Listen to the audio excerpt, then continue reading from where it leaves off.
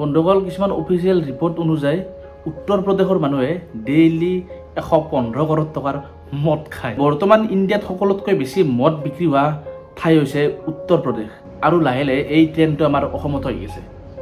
মদ এটা এনেকুৱা বস্তু যিটো মানে ফেশ্বন টাইপৰ হৈ গৈছে। কিবা উৎসৱ আহিল মদ লাগে, বিয়া পাতিলে মদ লাগে, ফূৰ্তিৰ দিন মদ খা, দুখৰ দিনতো মদ খা, মানে মদটো বৰ্তমান মানে এটা ফেশ্বন টাইপৰ হৈ গৈছে। তো আজি এই মদৰ ওপৰতে এই ভিডিঅ'টো, তো বলক এই ভিডিঅ'টো আমি আৰম্ভ কৰোঁ। মদে গোটেই ইতিহাসতে এটা প্ৰভাৱশালী স্থান ৰাখিছে আৰু বহুতো সংস্কৃতি আৰু সভ্যতাৰ মাজত এটা চিন ৰাখিছে। আগৰ মানুহবিলাকে মদ বনাবলৈ চাউল আৰু ধুনীয়া ধুনীয়া ফল ব্যৱহাৰ কৰিছিল। আৰম্ভণিৰে পৰা এতিয়ালৈকে মদে ধৰ্মৰ ক্ষেত্ৰতো এটা স্থান ৰাখি আহিছে। আগৰ পৰাই এতিয়ালৈকে আমাৰ মানুহখিনিৰ মদৰ লগত এটা মানে বেলেগ আকৰ্ষণ আছে। এতিয়া আপোনালোকৰ হয়তো বহুতৰে জানিবলৈ মন গৈছে যে মদৰ আৱিষ্কাৰ হৈছিল ক'ত, কোনে বনাইছিলে এই মদ।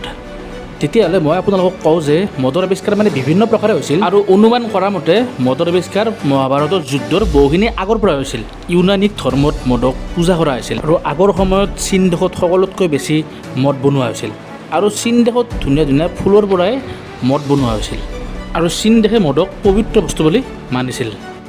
আগৰ মানুহে কিবা উৎসৱ আহিলে, কিবা ভাল খবৰ আহিলে বা ভাল অনুষ্ঠানত মদ খাইছিল, তাকো কম পৰিমাণে আৰু কেতিয়াবা। কিন্তু আজিকালি তেনেকুৱা টাইপৰ নহয়।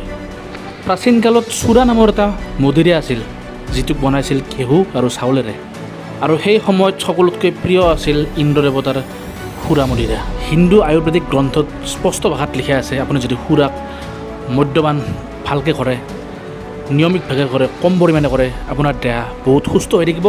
আয়ুৰ্বেদিক গ্ৰন্থই কৈছে যদি আপুনি মদ কম পৰিমাণে খায় তেতিয়াহ'লে মদটো ঔষধ, আৰু যদি তাক বেছি পৰিমাণে খায় তেতিয়াহ'লে এইটো বিষ হয়।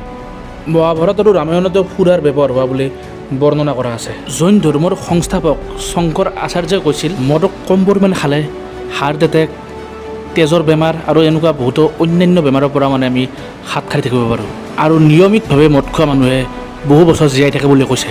সুৰাপান কৰিলে দেহাৰ কষ্ট, ভাগৰ, দুখ ইত্যাদি নোহোৱা হয় বুলি মানুহে কয়।